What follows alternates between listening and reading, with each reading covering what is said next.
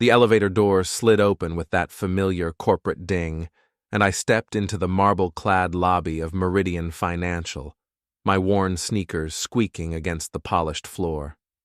Another thrilling Tuesday in paradise. I was heading toward the exit, mentally calculating how many beers it would take to wash away another day of fixing other people's computer problems, when a voice stopped me cold. "Ethan, we need to talk." Before we dive deeper into this story, I have one small request.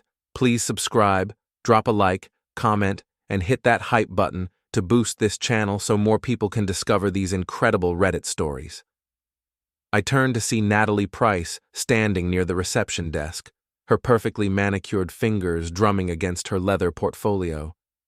Everything about Natalie screamed expensive, from her tailored black suit to her glossy auburn hair that probably cost more to maintain than my monthly rent. But today, something was different.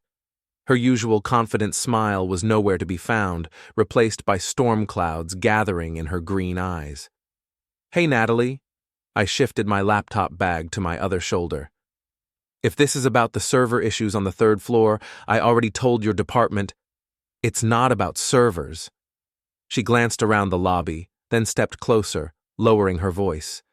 "It's about your wife." My stomach did a little flip. Rachel and I hadn't exactly been on the best terms lately, but hearing her name in Natalie's mouth felt like a warning bell. "What about Rachel?" Natalie's jaw tightened. "She's dating our boss." The words hit me like a physical blow. For a moment, I couldn't process what she'd said. The lobby sounds, clicking heels, muffled conversations, the hum of the air conditioning, all seemed to fade into white noise. "I'm sorry, what?" "Your wife is having an affair with David Lawton, my brother-in-law." Her voice was steady, but I could see the fury burning behind her eyes. "They've been at it for 6 months." I stared at her, my brain struggling to catch up. David Lawton, CEO of Meridian Financial, married to Natalie's sister Claire, father of 2 kids I'd seen in Christmas card photos around the office. The same David Lawton who'd given a speech last month about family values and corporate integrity. "That's—" I started, then stopped. Because even as I wanted to deny it, pieces were clicking into place. Rachel's late nights at her executive assistant job, the new lingerie I'd found in her gym bag, the way she'd started pronouncing certain words differently, like she was trying to sound more sophisticated. Natalie reached into her portfolio and pulled out a manila envelope. "Hotel receipts, all on the company card. The Fairmont downtown, every Thursday for the past 3 months." She handed me a photograph, Rachel and David walking into the hotel lobby, his hand on the small of her back. "This was taken last week." My hands shook as I looked at the photo. Rachel was wearing the red dress I'd bought her for our anniversary 2 years ago. The same dress she'd claimed was too fancy to wear when I suggested dinner at that new Italian place. "Why are you telling me this?" My voice came out rougher than I intended. "Because David's married to my sister. Because he's destroying my family." Natalie's composure cracked slightly, revealing the pain underneath. "And because your wife thinks she's untouchable. They both do." I looked at the photo again, studying Rachel's face. She looked happy. Genuinely happy in a way I hadn't seen in months, maybe years. "What do you want from me?" Natalie's smile was sharp as a blade. "I want them to face consequences, real ones, and I think you might want the same thing." The lobby suddenly felt too small, too bright.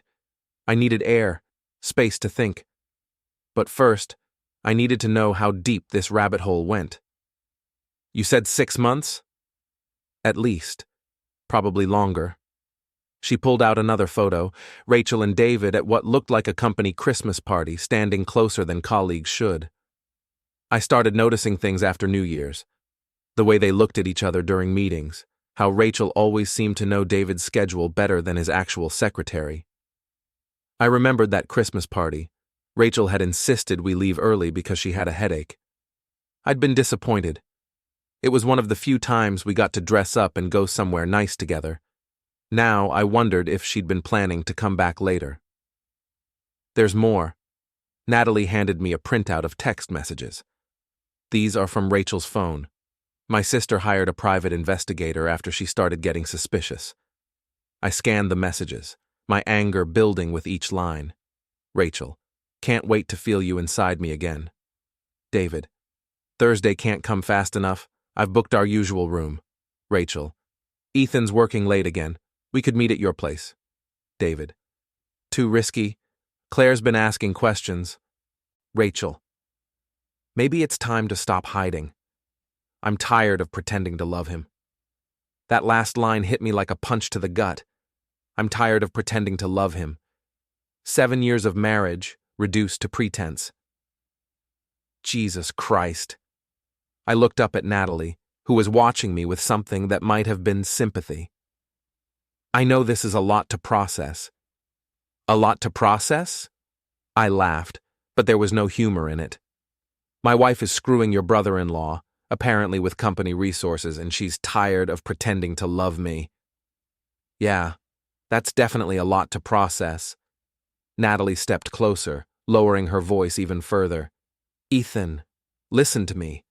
They think they're smarter than everyone else. They think they can do whatever they want without consequences. But they're wrong. What are you suggesting? I'm suggesting we make them understand that actions have consequences, that betrayal has a price. Her eyes gleamed with something dangerous. I'm suggesting we destroy them. I stared at her for a long moment, weighing my options. I could go home, confront Rachel, demand an explanation.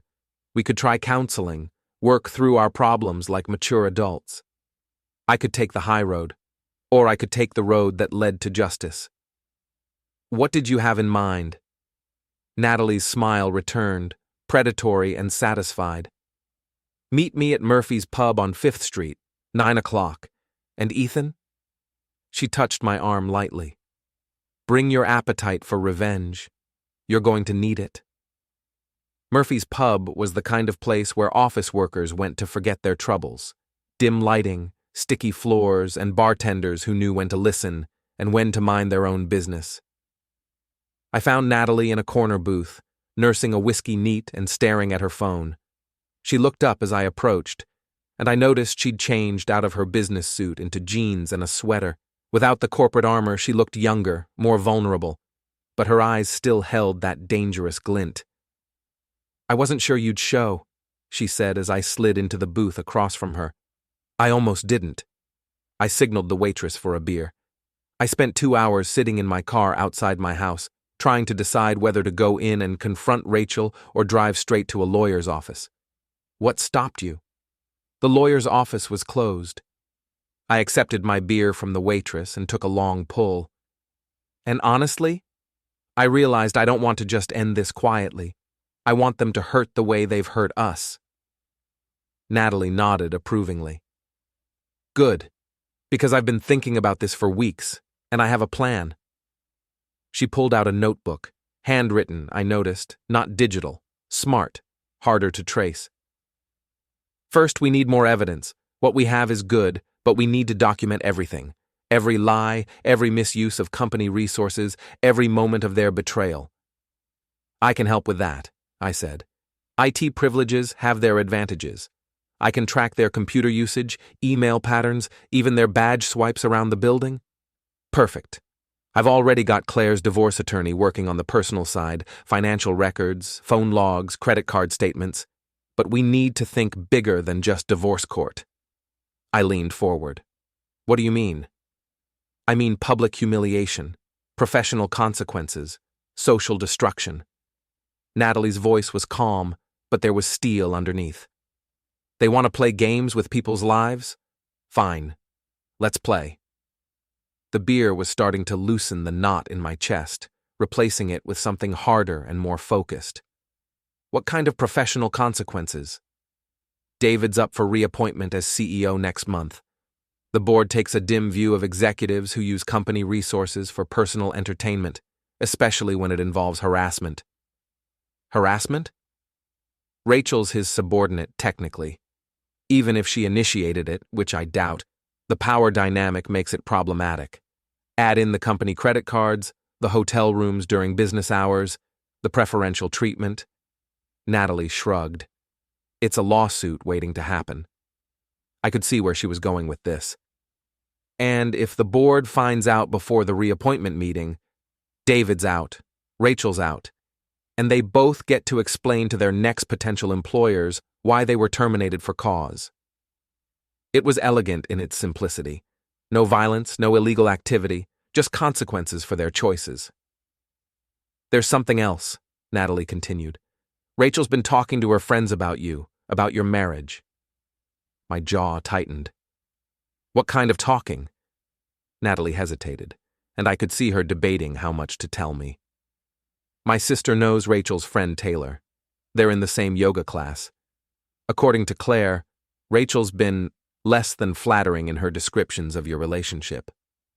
Such as? She told Taylor you're boring in bed, that you have no ambition, that she settled for you because she was afraid of being alone. Natalie's voice was gentle, but the words still stung. She's been setting up the narrative for months, Ethan, making herself the victim of a loveless marriage so her friends will support her when she leaves you for David. I finished my beer in one long swallow, using the time to process this new information. It hurt, but it also clarified things.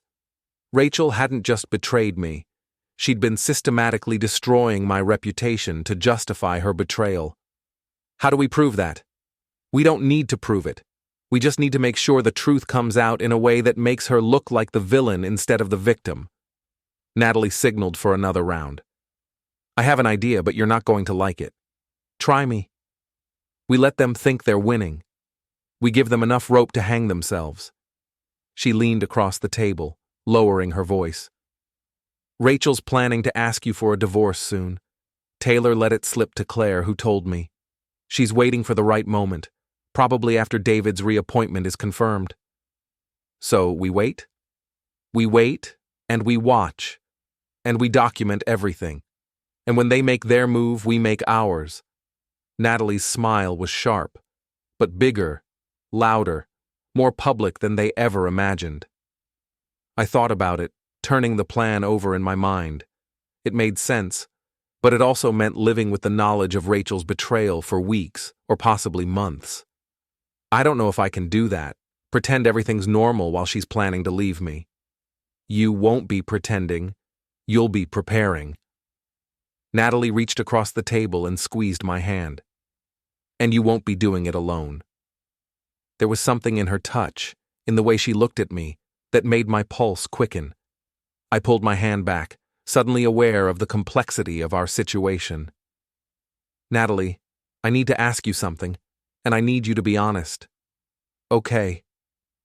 Is this just about revenge? Or is there something else going on here? She was quiet for a long moment, swirling the whiskey in her glass. You want to know if I have ulterior motives? I want to know what I'm getting into. Fair enough. She met my eyes directly. Yes, this is about revenge. David destroyed my sister's marriage, and Rachel helped him do it. I want them to pay for that. She paused. But it's also about justice, and maybe it's about two people who've been betrayed finding something real together. The honesty in her voice caught me off guard. I'd been so focused on my anger, on the betrayal, that I hadn't really looked at Natalie as a person. She was beautiful, yes, but more than that. She was smart, decisive, and she understood what I was going through in a way no one else could. This is complicated, I said finally. The best revenge usually is. She raised her glass. So what do you say, Ethan? Partners in crime? I looked at her, really looked at her, and saw not just an ally in revenge, but a woman who'd been hurt as deeply as I had, a woman who deserved better than what she'd gotten. I raised my beer bottle. Partners in crime. We clinked glasses, and I felt something shift inside me. The hurt was still there, the anger was still burning, but now it had direction, purpose. Rachel and David had no idea what was coming for them. The next 3 weeks were a masterclass in deception, both giving and receiving it. I went home each night and kissed Rachel hello, asked about her day, made small talk about weekend plans, all while documenting every lie she told me. And there were so many lies. "How was work today?" I'd ask. "Oh, the usual. David had me reorganizing his files all afternoon." So boring. Meanwhile, my computer logs showed she'd spent 2 hours in the executive conference room with the door locked and the blinds closed. "Any plans for Thursday?" I'd inquire casually. "Taylor wants to grab dinner and catch that new romantic comedy. Girls' night, But the hotel receipts Natalie had shown me proved Rachel would be at the Fairmont with David, probably ordering room service and champagne on the company dime. The hardest part wasn't the lying, it was the physical intimacy. Rachel had become more affectionate lately, more interested in intimacy, and I realized with sick clarity that she was probably practicing techniques she'd learned with David. Every kiss felt like a betrayal, every touch like a performance. But I endured it, because Natalie and I were building something bigger. My IT access proved invaluable. I discovered that David had been using his executive privileges to book conference rooms for private meetings with Rachel, meetings that never appeared on any official calendar. I found email chains where David discussed personnel matters with Rachel that were clearly beyond her job description. Most damning of all, I uncovered a pattern of expense reports that showed David and Rachel traveling to the same client meetings in nearby cities, meetings that, according to the actual client records, never happened. Natalie was equally thorough on her end. Her sister's divorce attorney had subpoenaed David's personal financial records, revealing a paper trail of expensive gifts that coincided perfectly with the timeline of his affair with Rachel. A diamond bracelet purchased the day after their first hotel rendezvous, designer handbags bought during their business trips, even a lease payment for a downtown apartment that David had never mentioned to his wife. "He's been setting up a love nest," Natalie explained during one of our clandestine meetings at Murphy's pub. "Fully furnished, utilities paid, ready for occupancy. I think he's planning to leave Claire for Rachel." "And Rachel doesn't know about it?" "I don't think so. My guess is he's planning to surprise her, probably right after his reappointment is confirmed." Natalie showed me photos of the apartment building. It's 2 blocks from Rachel's favorite coffee shop, 3 blocks from that boutique where she bought the red dress. I studied the photos, feeling that familiar mixture of rage and disgust. He's been planning this for months. They both have. This isn't a spur-of-the-moment affair, Ethan. This is a calculated destruction of 2 marriages. Natalie's voice was steady, but I could see the pain in her eyes. "Claire's been going to therapy, trying to figure out what she did wrong. She blames herself." That hit me hard, because I'd been doing the same thing. Lying awake at night, wondering if I'd been a better husband, would Rachel have stayed faithful? If I'd been more romantic, more ambitious, more exciting, would she have chosen me over David? "It's not our fault," I said, as much to myself as to Natalie. "No, it's not, but they're going to try to make it seem like it is." She pulled out her phone and showed me a text message. "This is from Taylor to Claire. She's been feeding Rachel's narrative to anyone who'll listen." The message read, "Poor Rachel. She's been so unhappy for years. Ethan just doesn't appreciate her. She deserves someone who sees how special she is." I felt my jaw clench. Taylor's never even had a real conversation with me. Doesn't matter. Rachel's been poisoning the well for months, and Taylor's been spreading it around like gospel. Natalie put her phone away. "But that's going to work in our favor." "How?" "Because when the truth comes out, it's going to make Rachel look like a manipulative liar, and Taylor's going to look like a fool." Natalie's smile was sharp. I may have mentioned to Claire that Taylor's been saying some pretty harsh things about her marriage, too.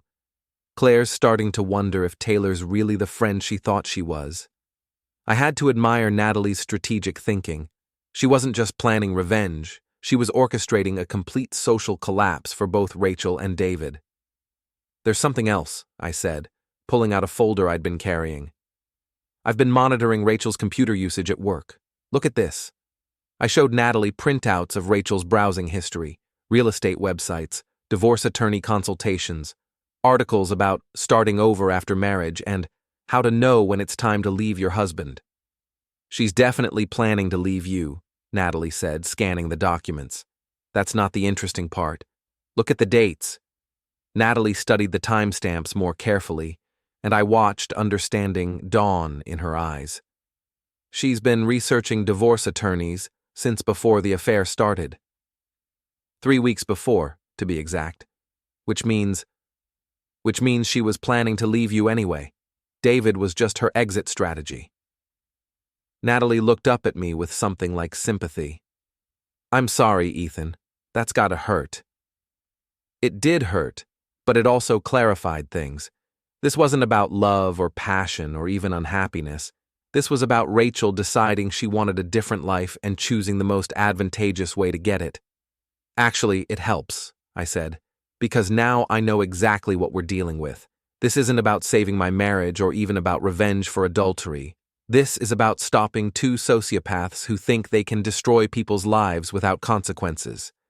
Natalie raised her whiskey glass. "To consequences." "To consequences," I agreed, clinking my beer bottle against her glass. As we drank, I felt something shift between us. We'd started as allies of convenience, two wounded people seeking justice. But somewhere along the way, we'd become something more. Partners, yes, but also friends. And maybe, when this was all over, something even deeper. But first, we had work to finish. "So, what's our timeline?" I asked. "David's reappointment hearing is in 2 weeks. Rachel's probably planning to ask for a divorce shortly after that. Maybe give it a few days so it doesn't look connected." Natalie pulled out her notebook. "Which means we need to move before then. What do you have in mind?" Natalie's smile was predatory. "I'm thinking we give them exactly what they want, a public forum to announce their new relationship." She leaned across the table. "Have you ever been to the annual Meridian Financial charity gala?" I had, actually. It was the company's biggest social event of the year, all the executives, major clients, and board members in one room, celebrating the company's charitable contributions while networking and schmoozing. "You're thinking of making a scene at the gala?" "I'm thinking of making history at the gala." Natalie's eyes gleamed. "Because this year, for the first time ever, the entertainment is going to be more memorable than the fundraising." The Meridian Financial Charity Gala was held every year at the Grand Ballroom of the downtown Marriott, a glittering affair where the city's business elite gathered to pat themselves on the back for their philanthropic efforts while enjoying premium liquor and networking opportunities.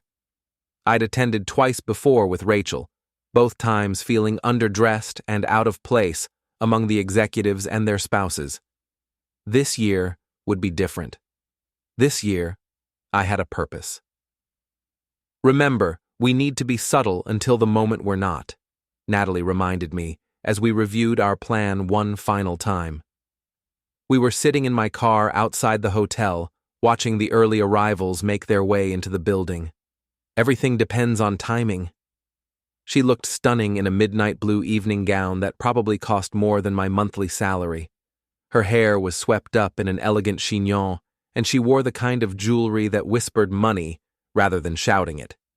She looked like she belonged in this world, which I supposed she did. I, on the other hand, had rented a tuxedo and felt like a waiter. "You look fine," Natalie said, apparently reading my thoughts. "Better than fine, actually. Confident. Dangerous." "I don't feel dangerous. I feel like I'm about to throw up." "That's adrenaline. Channel it." She checked her phone. "Rachel and David should be arriving separately, of course. Can't let anyone suspect they're together until they're ready to make their grand announcement." According to our intelligence, gathered through careful eavesdropping and social media monitoring, David was planning to use tonight's gala as the unofficial launch of his new life. He'd already submitted his reappointment paperwork to the board, and rumor had it that the decision would be announced at next week's board meeting. With his professional future secured, he was ready to make his personal life public. Rachel, meanwhile, had been dropping hints to Taylor and her other friends that she had big news to share soon. She'd even bought a new dress for the occasion, a red number that she'd charged to the credit card David had given her access to. "There's David," Natalie said, nodding toward the hotel entrance. I watched my wife's lover step out of a black Mercedes, adjusting his bow tie with the casual confidence of a man who owned the world. David Lawton was handsome in that generic executive way. Silver hair, expensive suit, practiced smile. He looked like he'd stepped out of a corporate brochure. "And there's the witch," I muttered as Rachel's Uber pulled up behind David's Mercedes. Rachel emerged from the car like she was walking a red carpet, her red dress clinging to her curves in all the right places. She'd had her hair professionally done, and her makeup was flawless. She looked beautiful, confident, and completely unaware that her world was about to implode. "She looks happy," Natalie observed. "She should. She thinks she's about to win the lottery." I watched Rachel check her reflection in the hotel's glass doors before walking inside. Too bad the numbers are fixed. We waited another 10 minutes before making our own entrance. The ballroom was already crowded with Meridian's finest, the air thick with expensive perfume and self-importance. A jazz quartet played softly in one corner while servers circulated with champagne and canapes. I spotted Rachel immediately. She was holding court near the bar with Taylor and two other women I recognized from her yoga class. David was across the room, schmoozing with board members and major clients. They weren't even looking at each other, but I could sense the electric tension between them. "Phase 1, Natalie whispered, squeezing my arm before melting into the crowd. I made my way to the bar, positioning myself where I could observe both Rachel and David while appearing to mind my own business. The bartender, a young woman with tired eyes and a practiced smile, took my order for whiskey neat. "Ethan!" Rachel's voice carried across the bar area, bright and artificial. "I didn't expect to see you here." She approached with Taylor in tow, both women slightly flushed from champagne and excitement. "The IT department got an invitation this year," I lied smoothly. Something about recognizing all departments for their contributions to the company's success. "How nice," Rachel said, though her smile didn't reach her eyes. She was probably wondering if my presence would complicate her plans for the evening. "You look beautiful," I told her, and meant it. Whatever else Rachel was, she was stunning tonight. "Thank you." She seemed surprised by the genuine compliment. "You look different. Good different." "New tux," I said with a shrug. Figured if I was going to crash high society, I might as well dress the part. Taylor giggled, a sound like breaking glass. "Ethan, you're so funny. Rachel, you never told us your husband was funny." "There's a lot about my husband that might surprise you," Rachel said, and there was something sharp in her voice that made me look at her more carefully. Before I could respond, the lights dimmed and a voice over the sound system announced that dinner would be served shortly. The crowd began moving toward the dining area, a sea of black tuxedos and colorful evening gowns. I found my assigned table, number 15, near the back of the room with the other mid-level employees and their spouses. Rachel was at table 3, close to the front with the other executive assistants and administrative staff.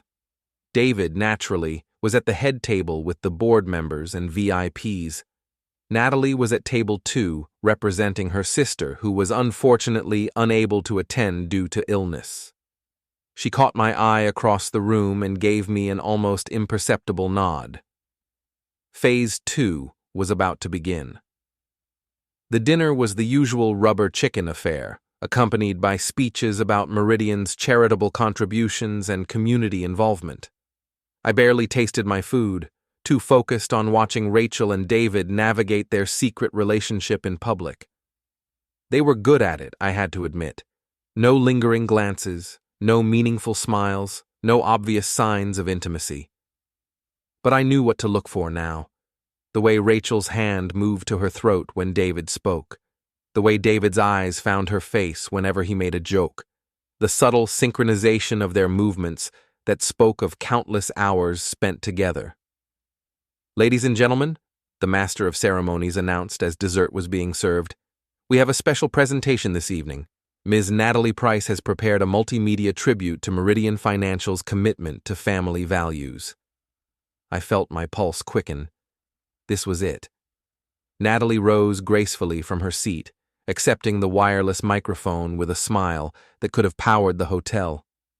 A large screen descended behind the head table, and the room's lights dimmed further.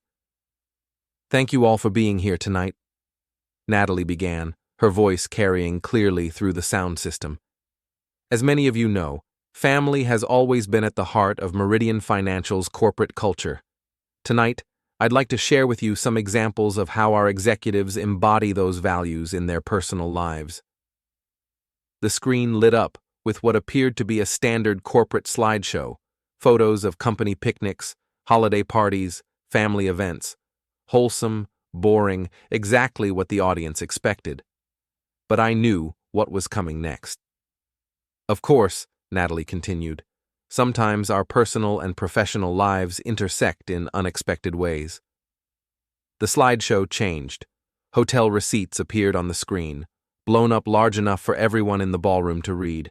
The Fairmont Hotel, multiple dates, charged to David Lawton's corporate credit card. A murmur ran through the crowd. David half rose from his seat, his face pale in the glow from the screen. "Now, I'm sure there's a perfectly innocent explanation for these business expenses," Natalie said, her voice sweet as poisoned honey. "After all, Mr. Lawton is a married man with strong family values." The next slide showed David and Rachel entering the hotel lobby, the timestamp clearly visible. Then another photo of them leaving together 2 hours later. Then another, and another.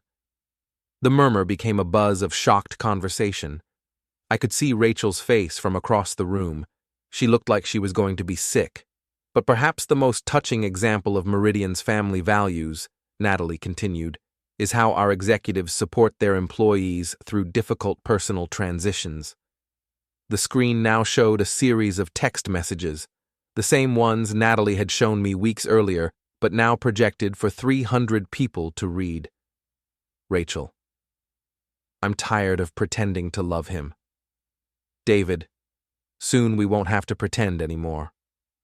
Rachel: "I can't wait to be with you openly." David: "After my reappointment, we'll make it official." The ballroom erupted. Board members were shouting questions at David, who was frantically trying to explain. Rachel had fled her table and was pushing through the crowd toward the exit. Taylor and the other women at Rachel's table sat frozen in shock, but Natalie wasn't finished.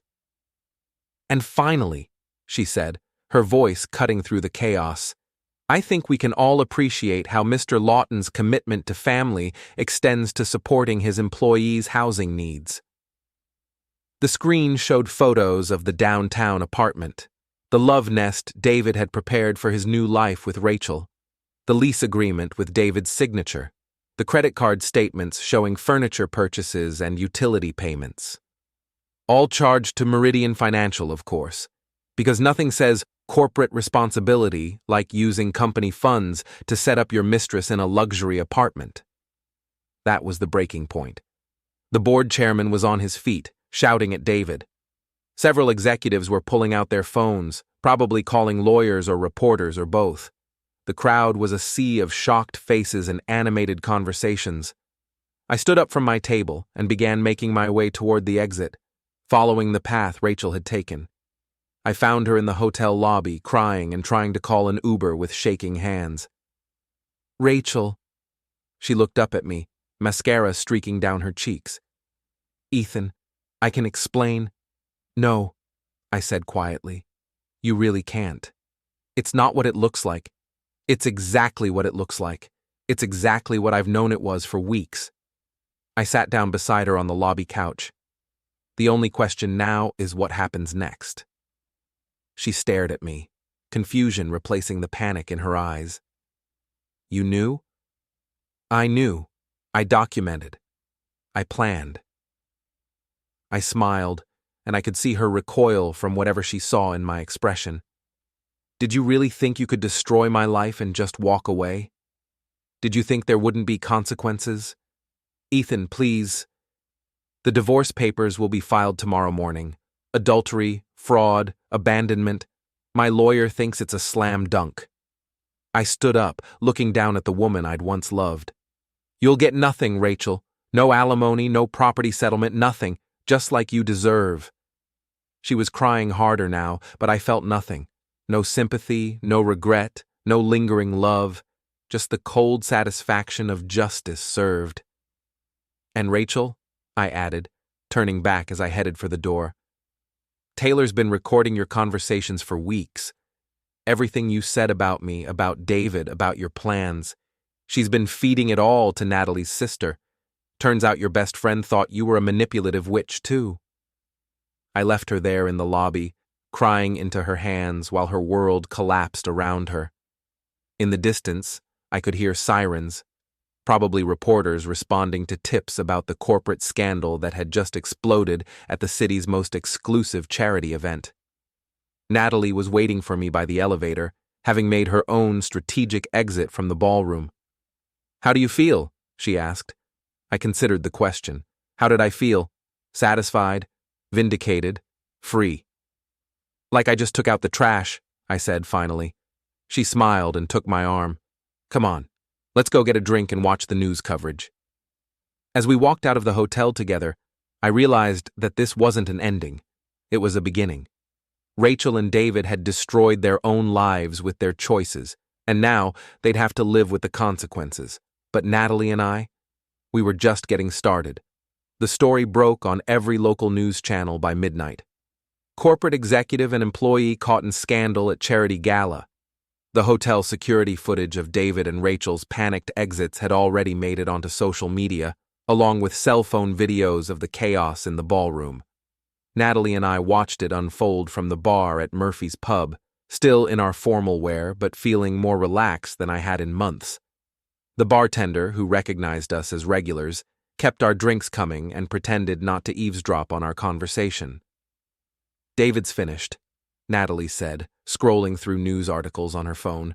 The board issued a statement an hour ago. He's been terminated effective immediately, and they're launching a full investigation into his use of company resources. What about Rachel? Also terminated. Plus, HR is recommending that Meridian press charges for fraud and embezzlement. Natalie showed me her phone screen. Apparently, the apartment wasn't the only thing David was paying for with company money. They found evidence of shopping sprees, spa treatments, even a weekend trip to Napa Valley. I felt a grim satisfaction reading the details. Every luxury Rachel had enjoyed during her affair had been purchased with stolen money. Every romantic gesture from David had been funded by corporate fraud. My sister called, Natalie continued. She wanted to thank us. Apparently, David came crawling back tonight, begging for forgiveness and claiming it was all Rachel's fault. And Claire said? She said her lawyer would be in touch about the divorce proceedings and that he should find somewhere else to sleep tonight. Natalie's smile was sharp. Turns out having public proof of your husband's affair makes the divorce process much simpler. My phone buzzed with a text message. I glanced at it and felt my mood darken slightly. Rachel, please call me. We need to talk. I can explain everything. I showed the message to Natalie, who rolled her eyes. She's still trying to control the narrative, Natalie observed. Even now, she thinks she can talk her way out of this. Should I respond? That depends. Do you want to hear her excuses? I thought about it for a moment, then typed back, There's nothing to explain. My lawyer will contact you about the divorce proceedings. Don't contact me again. I blocked her number immediately afterward. Feel better? Natalie asked. Actually, yes. And I did. For the first time in weeks, I felt like I had control over my own life again. The news coverage continued throughout the weekend. By Monday morning, the story had been picked up by the business press and several financial blogs. Meridian's stock price took a hit, and there were rumors that several major clients were reconsidering their relationships with the company. I returned to work that Monday to find myself something of a celebrity. Word had gotten out that I was the betrayed husband from the charity gala scandal, and my coworkers didn't quite know how to treat me. Some offered sympathy, others seemed to view me with a mixture of pity and fascination. "Ethan!" My supervisor, Jim Morrison, called me into his office first thing Monday morning. "How are you holding up?" "I'm fine, Jim. Ready to get back to work." "That's good to hear." He closed the door behind me and gestured for me to sit. "Look, I need to ask, are you planning to stay with Meridian? I know this whole situation must be awkward for you." I'd been expecting this question. "As long as the company wants me, I'm happy to stay. What happened between Rachel and David has nothing to do with my job performance." "Good, good. That's what I hoped you'd say." Jim leaned back in his chair. "Between you and me, the board is impressed with how you handled this situation. Professional, discreet, no drama at the office. They appreciate that." "I'm not interested in drama. I just want to do my job." "Well, here's the thing. With David gone and the executive team in flux, there are going to be some reorganization opportunities. The board is looking for people they can trust, people with integrity." Jim smiled. "How would you feel about a promotion? IT director, significant salary increase, your own team?" I stared at him, processing this unexpected turn of events. "Are you serious?" "Dead serious. You've been doing director-level work for years anyway, and now there's a budget for it. Plus, like I said, the board wants to promote people who represent the company's values." It was ironic, in a way. Rachel's betrayal had led directly to the biggest career opportunity of my life. I thought about her text message from Saturday night, her desperate plea to explain everything. What was there to explain? That her selfish choices had consequences that extended far beyond her own life? "I'm very interested," I told Jim. "Excellent. I'll set up a meeting with the interim CEO for later this week. Congratulations, Ethan. You deserve this." As I left Jim's office, I felt a strange sense of closure. Rachel had always criticized my lack of ambition, my willingness to settle for good enough.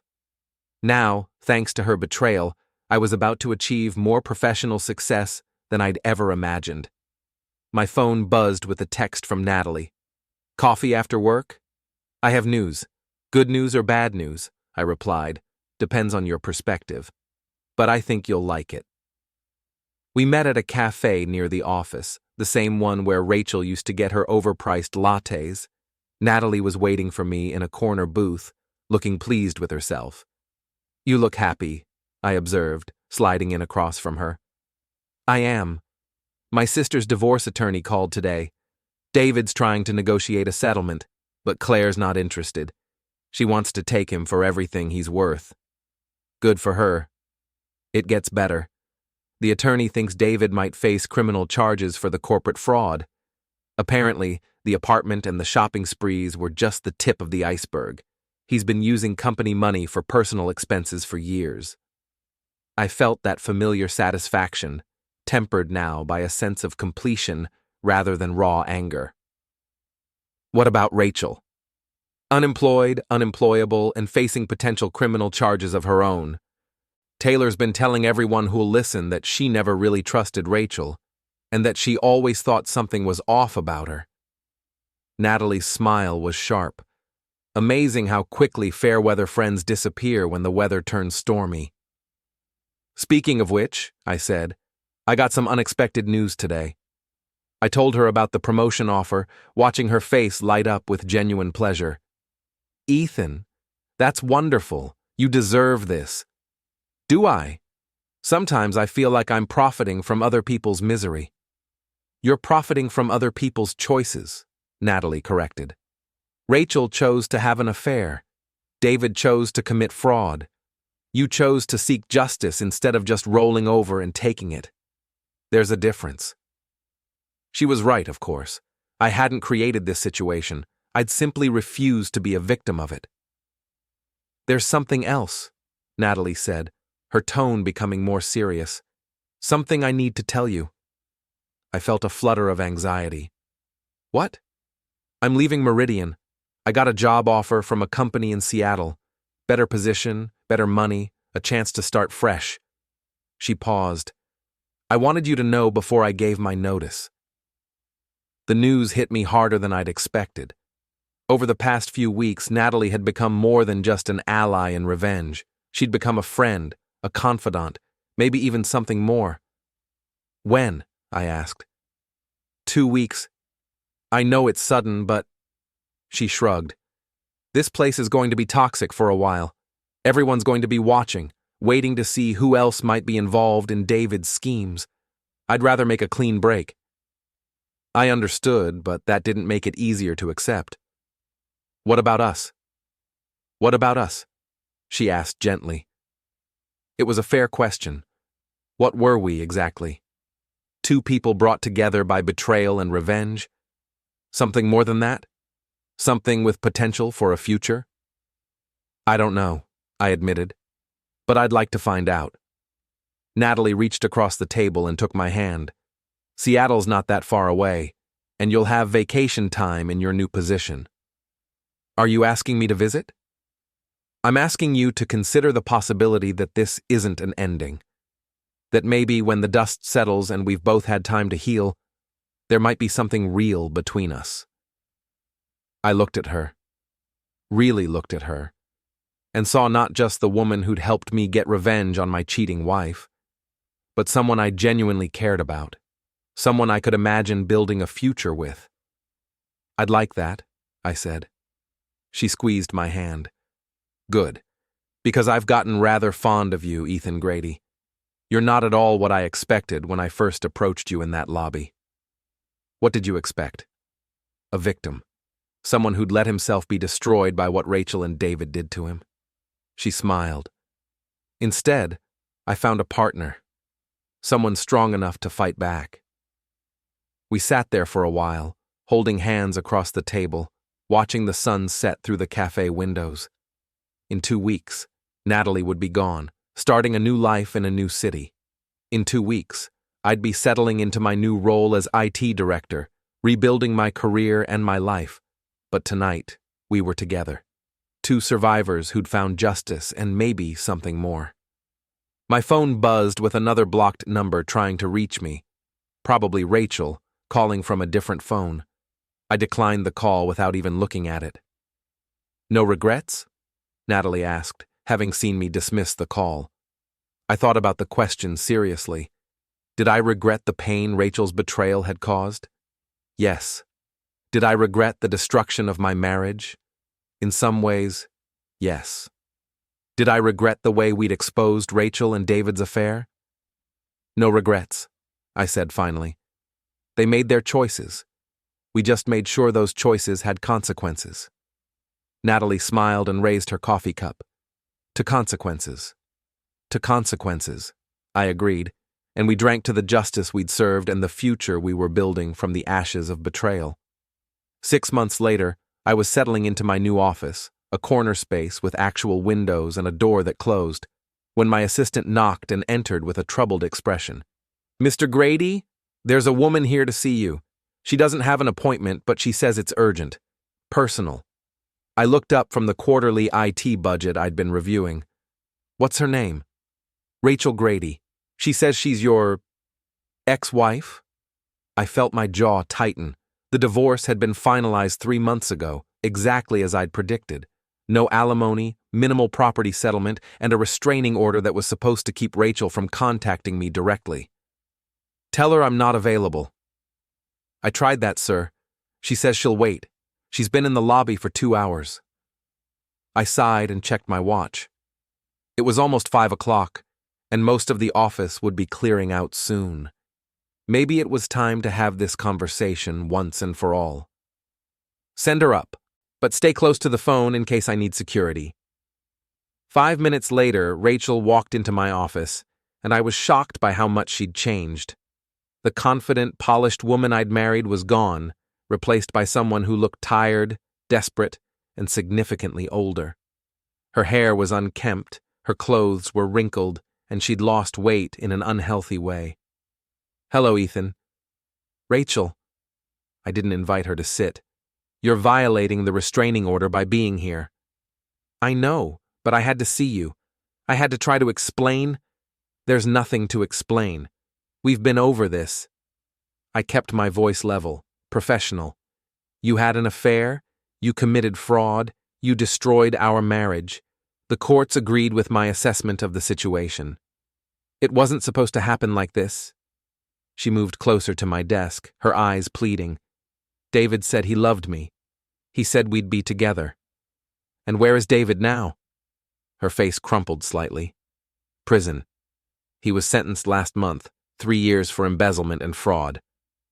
I knew that, of course. The case had been front-page news in the business section for weeks. David's fall from grace had been spectacular and complete.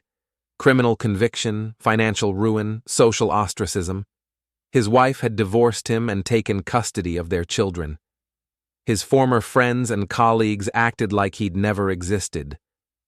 "I'm sorry to hear that," I lied. "No, you're not. You're glad. You and that witch Natalie planned this whole thing." Rachel's voice was rising, desperation bleeding into anger. "We didn't plan anything, Rachel. We just documented what you and David were already doing and made sure the right people saw the evidence." I stood up, using my height advantage to make her feel smaller. "You destroyed your own life with your choices." "I lost everything," she shouted. "My job, my friends, my marriage, my reputation, everything." "Yes," I said calmly, "you did." The simple acknowledgement seemed to deflate her anger, leaving only the desperation behind. She sank into the chair across from my desk without invitation, burying her face in her hands. "I can't find work. Nobody will hire me. I'm living in a studio apartment in the worst part of town, and I can barely afford that." She looked up at me with red-rimmed eyes. "I made mistakes, Ethan. I know that. But don't I deserve a second chance?" I studied her for a long moment, feeling nothing. No anger, no sympathy, no residual love or hate. Just emptiness where my feelings for her used to be. "You had a second chance," I said finally. "You had it every day for 6 months while you were lying to my face and sleeping with David. You had it every time you chose to continue the affair instead of coming clean. You had it every time you bad-mouthed me to your friends to justify what you were doing." I sat back down, putting the desk between us like a barrier.